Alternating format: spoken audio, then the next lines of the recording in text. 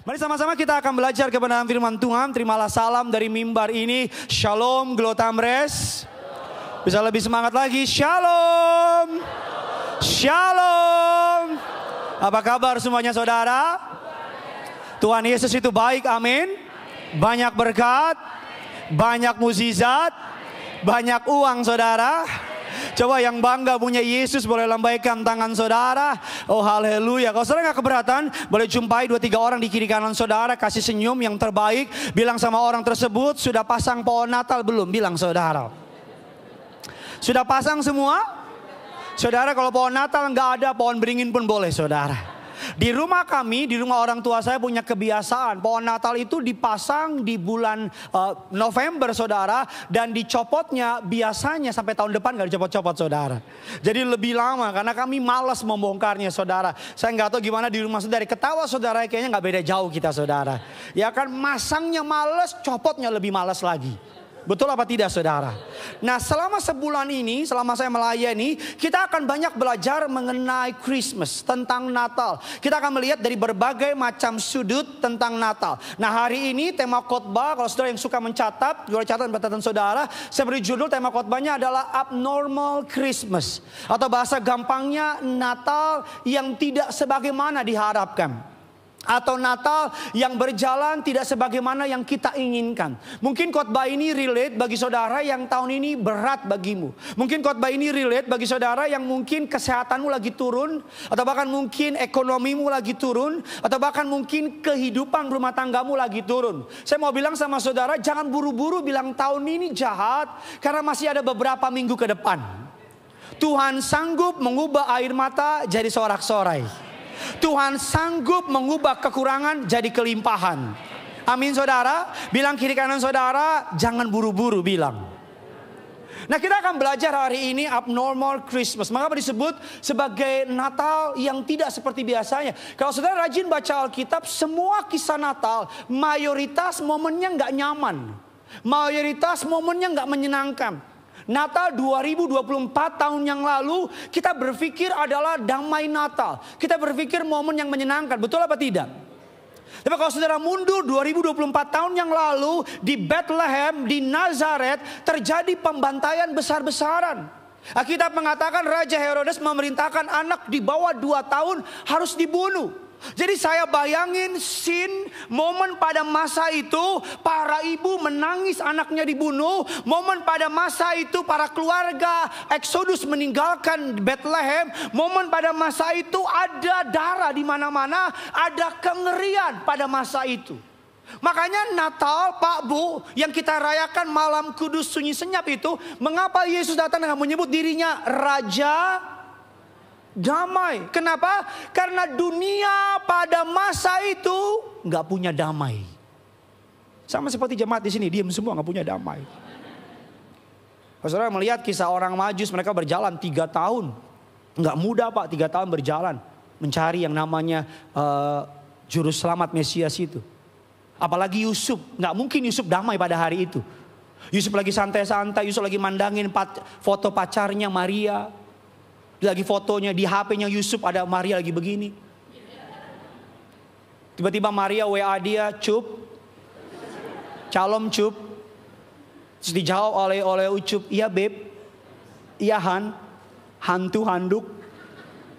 Terus kata si Maria, aku hamil. Wih, itu Yusuf kaget. Hah? Siapa yang ngamilin? Maria jawab, Roh Kudus. Yusuf bilang, anak gang mana tuh Roh Kudus? Di Alkitab saudara nggak ada, Alkitab saya ada. Kisah itu. Alkitab khusus pendeta. Saudara melihat Elizabeth dan Zakaria. Alkitab mengatakan Zakaria bisu. Nggak bisa ngomong. Karena Allah mendatangi dia. Nah mari kita belajar pada sore menjelang malam hari ini. Injil Lukas 1.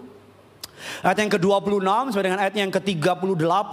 Saya butuh bantuan jemaat Tuhan di tempat ini. Saudara kalau nggak keberatan saya baca ayat yang ke-26. Saudara tolong bantu saya baca ayat yang ke-27. Dan kita baca bergantian sampai ayatnya yang terakhir. Ayat 37, 38 kita baca bersama-sama. Saudara mau bantu saya? Oh puji Tuhan saudara ya. Tolong bacanya dengan nada yang stabil dari awal sampai akhir. Oke, nggak perlu cepat-cepat karena tidak ada yang mengejar saudara. Saya baca ayat yang ke-26 yang sudah di sana. Sama-sama dengan saya katakan, saya pasti diberkati. Dalam bulan yang ke-6 Allah menyuruh malaikat Gabriel pergi ke sebuah kota di Galilea bernama Nazaret. Ayatnya yang ke-27, saudara silakan.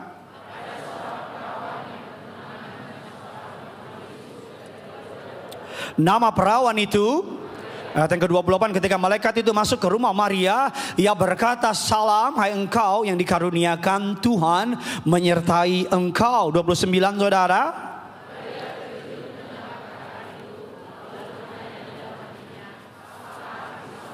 Kata malaikat itu kepadanya, jangan takut hai Maria, sebab engkau beroleh kasih karunia di hadapan Allah. 31 saudara.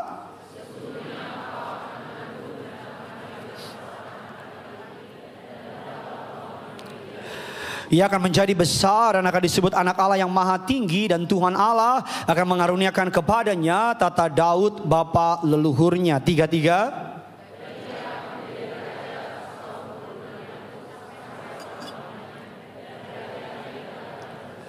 Kata Maria kepada malaikat itu, bagaimanakah hal itu mungkin terjadi karena aku belum bersuami. 35 silakan.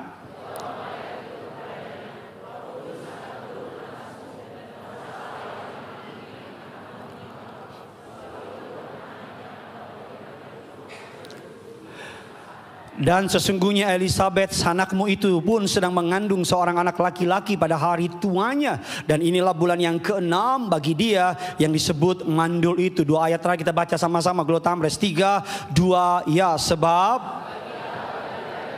Ayat 38 kata Maria, sesungguhnya jadilah padaku menurut.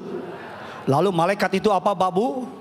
Meninggalkan dia. Konteks latar belakang ayat ini adalah menjelaskan percakapan antara Gabriel dengan Maria, memberikan gambaran bagaimana Allah memilih Maria untuk melaksanakan tugas besar yang dipercayakan Tuhan kepada Maria. Pesan ini disampaikan oleh malaikat namanya Gabriel. Alkitab mengatakan secara teologi saudara, ayat yang baru kita baca menggambarkan Allah menggenapi nubuatan di perjanjian lama tergenapi di perjanjian baru. Kabar baik pada sore hari ini bahwa kalau Tuhan berjanji, Tuhan pasti menggenapi.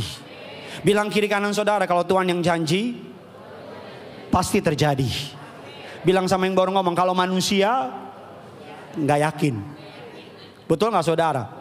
Konteks secara langsung malaikat Gabriel diperintahkan menyampaikan pesan penting. Maria adalah seorang perawan yang bertunangan dengan Yusuf. Tokoh utamanya Maria. Tokoh utama kedua adalah malaikat Gabriel. Tokoh utama ketiga adalah Yusuf. Ketika sebelum ini kejadian saudara, Maria dalam keadaan everything's good, hidupnya berjalan sebagaimana anak pada umumnya. Mengapa disebut sebagai abnormal Christmas? Kenapa disebut sebagai Natal yang gak seperti biasanya? Biar saudara ngerti goal dari khotbah ini, supaya saudara tidak mengeliminasi dirimu, supaya saudara tidak merasa dirimu gak mungkin dipakai Tuhan, supaya saudara gak berpikir bahwa Tuhan gak bisa pakai siapapun orang di tempat ini. Mari kita melihat mengapa disebut sebagai abnormal Christmas. Yang pertama, Maria, saudara, menurut tradisi Yahudi adalah seorang gadis muda. Kemungkinan besar usianya itu antara 12 tahun sampai 16 tahun. Bisa kebayang gak? Umur 12, paling top kita ambil tengahnya aja deh, 15 tahun. Di sini ada yang umur 15 tahun? Perempuan? 16? Oh, tua semua ya. Maria usianya Pak Bu 15 tahun. Anak 15 tahun saya bayangin Maria ketika Gabriel datang, Maria lagi sibuk bikin konten TikTok. Maria lagi ya apa tuh. Gabriel muncul jawab Saudara bayangin anak umur 15 tahun Pak Bu. Bayangin anak umur 15 tahun. Karena tradisi Yahudi, orang zaman dulu sama zaman sekarang hidupnya beda. Belum ada pengobatan yang maju pada zaman dulu. Jadi orang cepat nikah Pak Bu. Bisa kebayang gak anak 15 tahun malaikat Allah muncul. Pak Bu, malaikat yang muncul berbeda dengan malaikat yang muncul di film-film Hollywood. Malaikat di film-film Hollywood itu ganteng kan? Pirang rambutnya, matanya biru, mukanya ganteng. Malaikat yang Alkitabiah, saudara, malaikat yang kita suka nonton di TV itu nggak Alkitabiah. Malaikat aslinya, saudara Google aja, seremnya minta ampun. Matanya banyak, badannya kaki, saudara, mukanya manusia, kayak kerubim begitu. Makanya ketika malaikat muncul, malaikat bilang apa? Jangan takut, karena serem. Kalau ganteng, ketika Gabriel muncul ganteng, pasti Maria nggak takut. Maria bilang, ih cucok ganteng, Bo. Pasti Maria bilang, so ada pacar ngana? Kalau malaikat itu ganteng, Pak, pasti malaikat muncul, dia nggak bilang sama Maria jangan takut. Dia bilang apa sama Maria? Jangan foto. Gak, saudara Google aja. Kitab Yeskiel menggambarkan seperti apa malaikat itu. Matanya banyak dan sebagainya. Makanya setiap kali malaikat muncul, kalimat pertama yang malaikat bilang biasanya apa? Jangan takut. Karena serem banget gitu. Maria berumur 15-16 tahun. Terlalu muda. Saya mau tanya sama jemaat Glo Tamres di tempat ini. Bahkan Tuhan memilih Maria dari kota yang kecil. Dia nggak milih dari Yerusalem. Yerusalem itu mega city, kota besar. Dia pilih Nazaret. Dia pilih Bethlehem. Saudara, kalau saudara buka kerjaan, buka lowongan, saudara cari lulusan ibu kota. Ada banyak calon-calon yang daftar sama saudara. Ada lulusan Jakarta, lulusan New York, ada lulusan yang namanya Siantar. Terus ada satu kota yang di pedalaman Kalimantan, yang orang Dayak aja nggak tahu ada kota itu. Saudara, kalau saudara punya mega proyek yang super penting, jemaat Glo Tamres, saya mau tanya, kalau saudara punya mega proyek yang super penting, yang penting banget, yang sangat penting, saudara pilih orang yang berpengalaman atau tidak berpengalaman? Saudara pilih orang yang terbaik atau yang biasa? Saudara pilih orang muda atau orang yang cukup matang usianya? Tapi surga berbeda dengan cara memilih manusia. Dunia memilih yang terbaik, tapi surga memilih yang tidak dipandang dunia. Pernah kepikiran gak? Tugas yang maha besar ini dipercayakan sama seorang remaja. Halo? Dipercayakan oleh seorang perempuan muda. Tugas yang maha besar ini. Makanya kita akan belajar pada hari ini. Bagaimana Maria merespon keadaan yang gak normal itu. Keadaan yang gak gampang buat Maria. Pak, Bu, jemaat Glo Tamres, saya mau tanya sama saudara. Orang dunia sama anak Tuhan meresponi masalah beda apa sama? Saudara tolong jawab, salah atau benar tidak mempengaruhi keselamatan? Beda apa sama?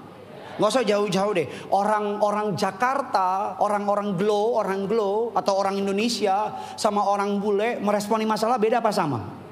Beda. Kalau orang bule makan di restoran dikasih buku menu yang dilihat sebelah kiri. Kue tiao, puyung hai, capcay. Kita yang dilihat sebelah daftar harga. Mana yang paling murah? Ini air putih ini aja, air putih ini. Udah ngaku aja lah. Orang bule kalau naik taksi yang dilihat luar pemandangan beautiful. Kalau kita lihat taksi yang kita lihat apa? Ah, itu dia. Udah cepet banget, stop dalam nama Yesus, stop. Stop dalam nama Yesus.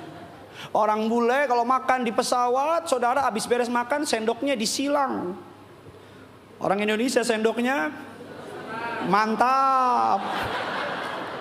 Cepat masukin, cepat. Cepat, mau pramugari di belakang, cepat. Pramugari tanya, Bu, sendoknya mana tadi? Saya nggak lihat. Apalagi ada lambang Garudanya itu. Ketika makan, saya tahu dari mana? Karena saya pernah makan di rumah jemaat. Kok sendok Garuda? Saya bilang, Mbak, ini kok sendoknya Garuda Indonesia sih? Oh iya. Oleh-oleh dalam hati saya, penipu ngana saya.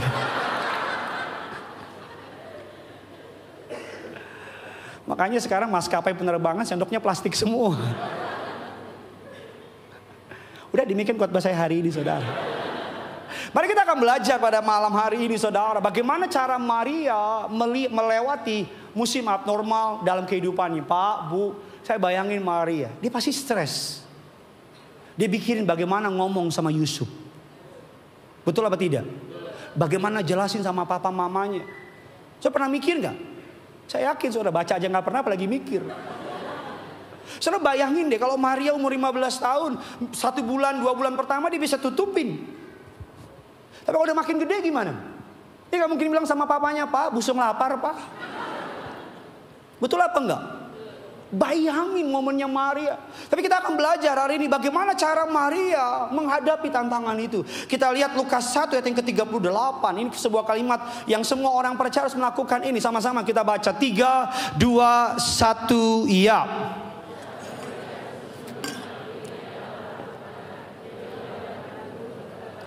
Lalu malaikat itu apa? Yang pertama, Maria memilih untuk percaya kepada Tuhan daripada ketakutannya. Makanya tampilkan ayatnya, lalu malaikat itu meninggalkan dia karena Maria taat sama Tuhan. Kalau Maria debat, maka ayat selanjutnya, lalu malaikat itu berdebat sama Maria. Tapi karena malaikat itu tahu Maria bilang yes, sesungguhnya aku ini adalah hamba Tuhan, jadilah padaku menurut. Bilang kiri kanan saudara, kamu hamba Tuhan. Bilang sama yang baru ngomong, kamu bukan hambatan Tuhan. Beda tipis Pak Bu, hamba Tuhan sama hambatan Tuhan, beda tipis. Tapi saya mau bilang sama saudara, semua hamba Tuhan harus berani. Seluruh orang percaya harus mengerti bahwa saudara dan saya adalah hamba Tuhan. Kata hamba Tuhan gak boleh dipisah. Kalau cuman hamba, gak ada Tuhannya, hamba dosa, hamba uang, hamba seks, hamba dunia. Kalau cuman Tuhan gak ada hambanya, jadi Tuhan dia. Sombong. Makanya harus hamba Tuhan. Maria berkata aku ini hamba Tuhan adalah sebuah pemahaman yang betul. Yang ngerti, dia paham betul. Bahwa sebagai hamba Tuhan, Tuhan punya hak atas hidupnya. Amin. Bilang kiri kanan saudara, Tuhan punya hak atas hidup kamu. Amin. Saya mau tanya, yang terjadi dalam hidup ini kemauanmu, kemauan Tuhan? Yang terjadi rancanganmu apa rancangan Tuhan? Yang terjadi rencanamu apa rencananya Tuhan? Kalau gitu, pakai bahasa saya, lemesin aja saya. Ikutin aja. Saudara tahu binatang semut kan? Yang lewat depan kita. Kita taruh tangan di sini. Kurang lebih sama Tuhan kayak gitu. Kalau Tuhan sudah mau sama saudara, saudara mau lari kemanapun, kita udah senet, ditutup sama Tuhan. Muter lagi, mau kemana? Makanya Maria mengerti betul. Maria memahami bahwa dirinya adalah doulos. Doulos itu bahasa yang cukup kasar menurut saya. Apa itu doulos? Doulos itu artinya hamba. Atau bahasa gampangnya budak. Atau bahasa kerennya keset. Tahu keset kan? Yang ada tulisan welcome. Tugas keset ngapain?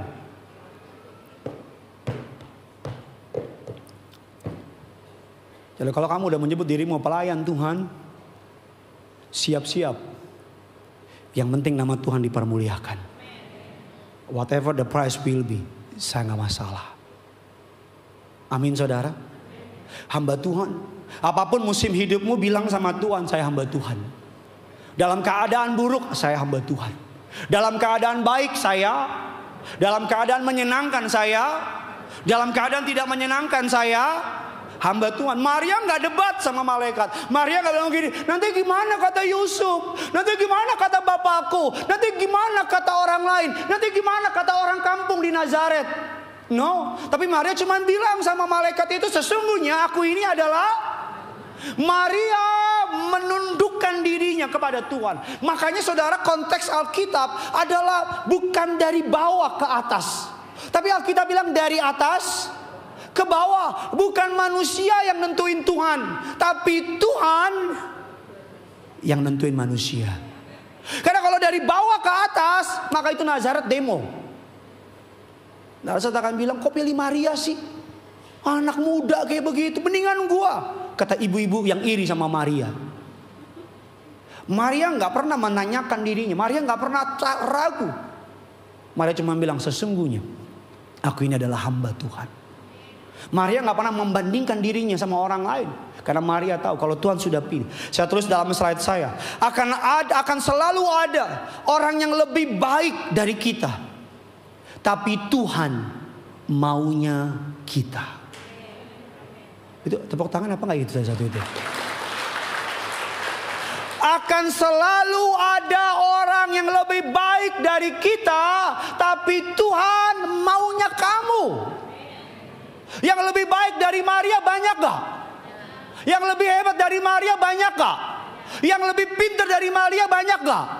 Tapi Tuhan maunya yang lebih hebat dari Gideon banyak gak? Senang kau ya? Yang lebih pintar dari Gideon banyak gak? Mantap. Yang lebih pantas dari Gideon banyak gak? Makin puas kau. Tapi Tuhan maunya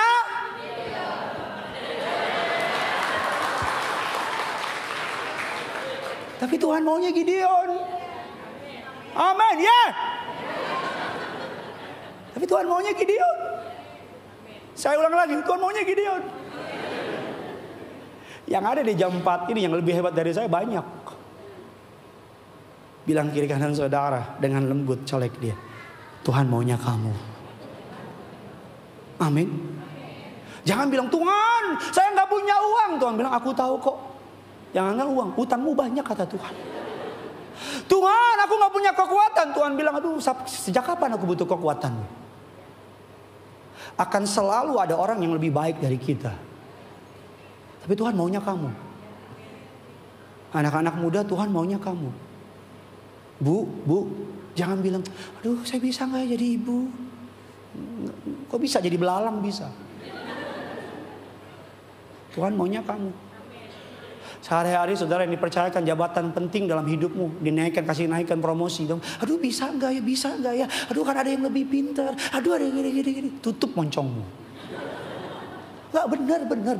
Udah kalau Tuhan udah kasih, berarti punya kamu. Kalau Tuhan udah percaya, udah jalanin aja. Gak usah banyak ngomong. Dia gak dikasih, Tuhan kapan dikasih? Dia dikasih, ada itu ini. Untung Tuhan bukan orang Batak. Oh Tuhan orang Batak semenjuntak beres saudara. Saya tulis dalam slide saya, jangan terlalu sibuk membandingkan diri dengan orang lain. Padahal Tuhan maunya kamu. Amin. Saya baru baca buku namanya The Anxiety Generation. Baca bukunya bagus banget bahasa Inggris. Kenapa saya baca? Karena saya lihat Bill Gates merekomendasikan buku itu. Tahu Bill Gates? Teman SMP saya. The Anxiety Generation adalah buku yang bilang begini. Dari tahun 2001 maksudnya, semenjak penetrasi smartphone masuk, maka angka stres, angka anxiety, angka kecemasan, kekhawatiran, bunuh diri, bahkan kesehatan fisik, kesehatan mental itu menurun tajam. Karena smartphone itu menyumbang penyakit yang paling besar. Makanya banyak generasi dari kita Gen Z atau Gen Z yang kalau mati lampu kita nyalain Gen Z. Bodoh amat. Ada yang gak ngerti itu. Nanti pas malam kudus dia bilang, Menurut buku The Anxiety Generation dikatakan menyumbang besar penyebab orang khawatir, ketakutan, menyumbang besar penyakit. Saudara, dulu kita gak pernah dengar kata orang sakit jiwa, jarang. Dulu kita gak pernah dengar kata mental health. Betul apa enggak? Sekarang kita deket-deket dengar orang mental health. Dikit-dikit mau healing. Sini gue giling lu. Alkitab saya bilang, Maria berkata demikian.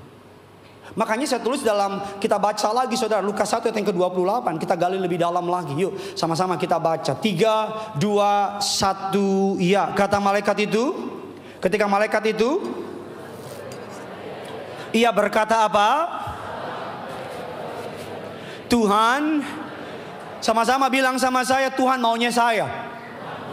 Alkitab katakan ketika malaikat itu masuk, malaikat berkata, salam hai engkau yang dikaruniai. Sama-sama bilang sama saya, dikaruniai. Mari kita belajar sedikit teologi ya saudara. Kata dikaruniai dalam bahasa aslinya, bahasa Inggrisnya bilang highly favor. Highly favor itu artinya favorable. Favorable itu artinya favoritnya Tuhan. Dikatakan saudara, kalimat yang saudara baca tadi hanya muncul 2 kali dari seluruh Alkitab, hanya muncul 2 kali. Kata kasih karunia banyak katanya, banyak kalimatnya. Tapi kata yang dipakai untuk disampaikan kepada Maria hanya muncul 2 kali. Satu di Lukas 1 ayat yang ke-28 kita baca tadi. Yang kedua itu muncul di Efesus 1 ayat yang ke-6. Dalam konteks apa? Dengar baik perkataan saya. Ketika Paulus bilang sama jemaat di Efesus, kamu yang sudah menerima Kristus, kasih karunia Allah berkenan sama kamu. Saya kayak nggak ngerti maksud saya. Perkenanan Tuhan kepada Maria ketika Maria mengemban tugas maha penting itu, perkenanan yang sama, kalimat yang sama dipakai oleh penulis Alkitab di Efesus 1 ayatnya yang ke-16 ketika dibilang kamu telah menerima Kristus, Allah berkenan sama kamu.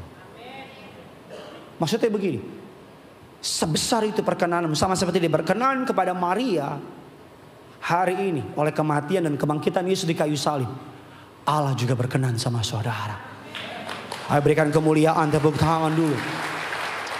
Makanya menunjukkan bahwa Maria menerima kasih karunia Allah. Bukan karena perbuatannya, tetapi karena kehendak Allah. Saya ulang lagi, Maria menerima kasih karunia Allah. Bukan karena perbuatannya, tapi karena kehendak Allah. Makanya Maria itu penerima kasih karunia, bukan sumber kasih karunia. Saya ulang lagi, makanya Maria itu apa? Makanya dengan segala hormat saya percaya Maria orang suci, orang baik, orang hebat. I do believe that. Tapi Maria itu penerima. Sumbernya siapa? Maria itu sama seperti saudara dan saya. Kok gak ada yang bilang amin? Maria itu apa? Sama. Orang suci, orang hebat. Tapi Tuhan memilih dia. Tuhan memilih dia. Maria dipilih Allah karena anugerahnya. Bukan karena keberhasilan atau keunggulan pribadi Maria. Yang setuju bilang amin. Allah memilih Maria bukan karena keunggulannya, bukan karena kehebatannya, bukan karena keunggulan pribadinya, bukan karena keberhasilan Maria. Karena kalau Allah menunjuk Maria karena keberhasilannya, maka ayat Alkitab akan membahas dahulu mengenai keberhasilan Maria. Betul apa tidak? Tapi dibuka dengan pada bulan yang ke-6, malaikat Gabriel dikirim Allah kepada rumah orang perawan bernama Maria. Alkitab sedang memberikan informasi kepada kita bahwa perkenanan Allah sama Maria bukan karena keberhasilan hidupnya, tapi karena anugerah Allah ada atas Maria. Maukah engkau berdoa yang sama dalam hidupmu? Bahwa bukan karena kebaikanmu, tapi karena Tuhan baik sama saudara. Amin. Bukan karena keberhasilanmu, tapi semata-mata karena kehendak Allah mau memberkati engkau. Amin saudara. Makanya Tuhan tahu Maria memiliki tugas yang maha besar. Allah gak biarin Maria sendirian. Saya boleh minta tolong pemain badminton? Tuhan gak biarin Maria sendirian. Tuhan bilang sama Maria melalui malaikat Gabriel, hai salam, engkau yang dikaruniai. Tuhan tahu tugas itu maha besar. Makanya Tuhan tahu Maria gak bisa sendirian. Tuhan kasih Maria anugerah. 2025 Tuhan tahu kamu gak bisa sendirian. Kita minta anugerah Allah 2025. 2025 Tuhan tahu ada banyak tantangan dalam hidup saudara. Ada banyak musuh yang menanti saudara. Tapi karunia Allah diberikan bagi saudara. Amin. Dan kalimat selanjutnya bilang demikian. Saya suka banget kalimat selanjutnya bilang demikian. Kalimat selanjutnya mengatakan demikian. Tuhan menyertai engkau. Jadi Allah saudara, Allah bukan saja memberikan kekuatannya, Allah bukan saja memberikan anugerahnya, tapi Alkitab saya mengatakan Allah juga berjanji menyertai umatnya dalam menjalankan panggilannya. Amin. Allah bukan saja memberi kekuatan kepada Maria, tapi Allah juga memberikan karunia kepada Maria. Dan bukan saja karunia yang Allah berikan, Alkitab saya mengatakan Allah juga menyertai Maria. Isunya bukan siapa yang kita lawan, tapi isunya siapa yang menyertai kita. Amin. Saudara, selama 7-8 bulan belakangan ini doa saya berbeda. Dijauhkan Tuhan mencuri kemuliaannya. Tapi selama berbulan-bulan belakangan ini, Tuhan oleh anugerah Allah jam 3 pagi Tuhan suka bangunin saya untuk doa. Dan yang unik, kalau Tuhan bangunin saya, jamnya beda sama istri saya. Karena Tuhan tahu kalau kami jam 3 sama-sama bangun, saya diam beberapa bulan gak ngomong. Tapi ternyata berapa bulan kemudian dia ngobrol. Sayang, aku tiap jam 3. Aku juga. Tapi Tuhan tuh ajaib. Istri saya tadi malam dibangunin jam 3.20 something. Saya dibangunin jam 3. Saya kira udah jam 5:30 karena saya harus pelayanan pagi 7:30 di Bekasi. Kayaknya informasi ini gak menarik buat saudara ya.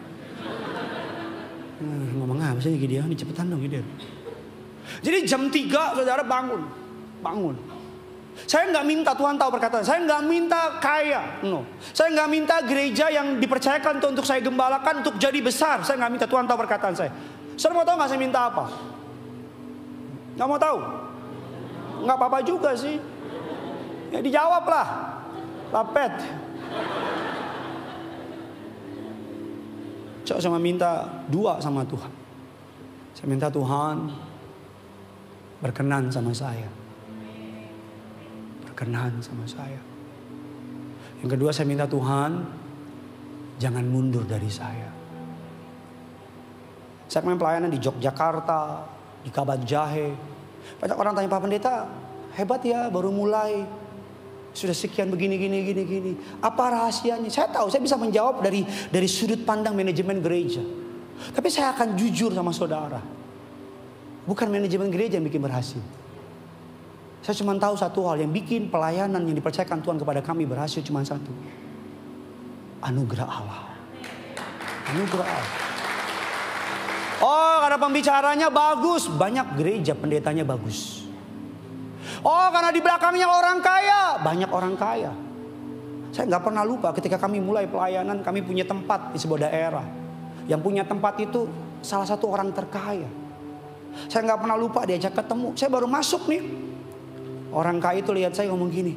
Oh, masih muda ya. Saya nyesel, tahu gitu saya pakai kumis-kumisan. Pakai tongkat-tongkatan, saya goyang aja.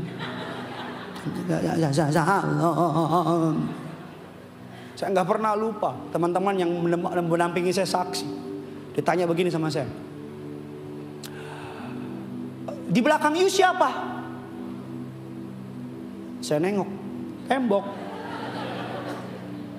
Disebutin nama-nama orang kaya. Karena saya orang Batak. You kenal ini. Saya jawab. Saya kenal mereka, Pak. Ini masalahnya mereka gak kenal saya. Saudara kenal Presiden Jokowi gak? Kenal. Dia kenal saudara gak? Ya enggak lah. Saya pernah foto sama Pak Jokowi di Bogor. Di restoran, saya foto. Saya yakin dia gak inget. Saya pernah taruh di Instagram, saya tag. Gak direspon sama dia. Dari mulai naik jadi presiden sampai turun. Saya jawab, Pak Presiden terima kasih untuk fotonya. Sampai sekarang gak di-retweet itu. Saya minta follow back, gak di follow back lagi sama dia. Siapa di belakang you? Tuhan, saya gak kurang-kurangin perkataan saya. Saya jawab seada-adanya. Pada hari itu saya bilang, siapa di belakang you? Saya bilang sama dia, Tuhan Yesus. Saudara amin karena bukan kau yang ngadepin kan. Dibilangin sama saya juga punya Tuhan Yesus. Gak usah jauh-jauh, mama saya besarin nama orang anak. Mama saya Pak Bu dengan segala kebanggaan saya bangga banget sama beliau. Mama saya sekolah pendidikannya paling tinggi di keluarga. Kelas 2 SD. Habis itu gak lanjut. Kenapa? Karena orang zaman dulu, bagi penduduk zaman dulu pendidikan gak penting. Tapi 6 orang anaknya, 6-6-nya sarjana. Bahkan yang paling kecil ini, yang Siapudan, yang lumayan ini, oleh anugerah Allah sampai doktoral teologi. Oleh anugerah Allah. Ketika papa pergi meninggalkan kami, banyak orang bilang, orang Jawa itu bisa apa? Orang Jawa itu pasti bikin susah. Mana bisa 4 orang laki-laki 2 orang perempuan. Orang Jawa itu bisa bikin apa sih? Nggak mungkin. Pasti anak-anaknya berantakan. Paling dikit lagi nikah lagi orang Jawa itu. Banyak orang meragukan. Gak mungkin. Oh paling juga gila dikit lagi orang Jawa itu. Puji Tuhan. Mama saya gak pernah gila. Kalau marah memang sedikit. Tapi iya. Beberapa waktu lalu saya lewat daerah Mampang. Mama saya tunjukin sebuah perusahaan. Bontot, stop. Kenapa? Mama pernah jadi OB di sini. Saya bilang yang bener mah. Bontot mau beli perusahaannya sekarang. Saya nggak dijual. Saya udah nawarin, ginjal saya masih bagus. Bener iya. Kok Bontot nggak pernah inget? Kan mama masuknya pagi, bersihin kantor, baru balik lagi ke rumah. Kamu masih sekolah. Saya bilang wow. Apa kata kuncinya? Perkenanan Tuhan. Saudara mungkin hidup dari bulan ke bulan. Dulu saya hidup dari hari ke hari. Makan apa besok ya? Makanya saya paling gak berani sama orang miskin. Takut saya. Makanya saya gak berani sama penjual es.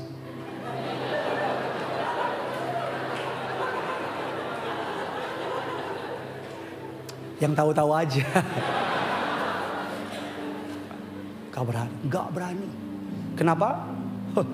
Pak Bu, kalau baik itu baiklah sama orang miskin. Baik sama orang miskin. Kalau baik sama orang kaya, dia ulang tahun kamu kasih dasi 1 juta. Besok kamu ulang tahun dibeliin dasi 2 juta.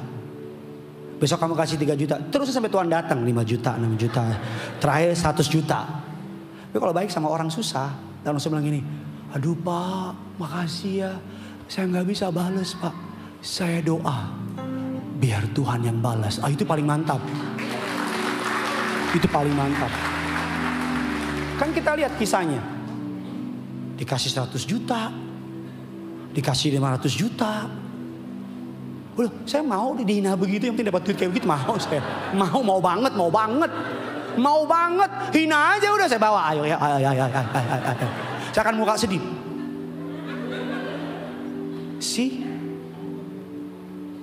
Saya mau bilang sama saudara, kalau kamu anak Tuhan, makanya Natal tahun ini kalau boleh kasih pesan. Jangan cuma pesta-pesta, sekali-sekali dong bungkus makanan. Kasih ke pinggir jalan. Kalau kau punya uang selipin amplop. Jangan 1.000. 50.000 lah. Kalau lebih uangmu 200.000. Kalau lebih lagi gopek. Kalau banyak lagi 5 juta. Panggil saya datang. Saya dibawa juga, Pak. Saya berlima Pak Ani. Bercanda. Perkenanan. Natal ini adalah momen untuk kita memberi. Ini khotbah saya ke-6. Ke sesi ke-6. Dari sesi 1 sampai sesi 5 saya gak ngomong ini. Artinya apa? Roh Kudus mau ngomong khusus sama jemaat yang hadir hari ini. Saya berharap saudara bukan hanya dengar, tapi do something. Bilang sama keluargamu, daripada kita bikin party di hotel, yuk kita kumpulin kasih makan. Kalau saudara bingung, minta gereja ini untuk menyalurkan kepada orang yang gak mampu. Amin. Perkenanan Allah. Mari Allah berkenan sama dia. Tugasnya sebesar apapun Tuhan bela dia. Tuhan tolong dia. Dan saya percaya 2024 tahun yang lalu Tuhan berkenan sama Maria. Sekarang lebih lagi. Yesusmu sudah mati di kayu salib. Dia bangkit dari kematian. Duduk di sebelah kanan Allah Bapa jadi pembela bagi saudara dan saya. Engkau bisa minta kemurahan Tuhan. Kalau engkau diberkati oleh firman Tuhan, itu tutup Alkitab kita berikan tepuk tangan yang luar biasa.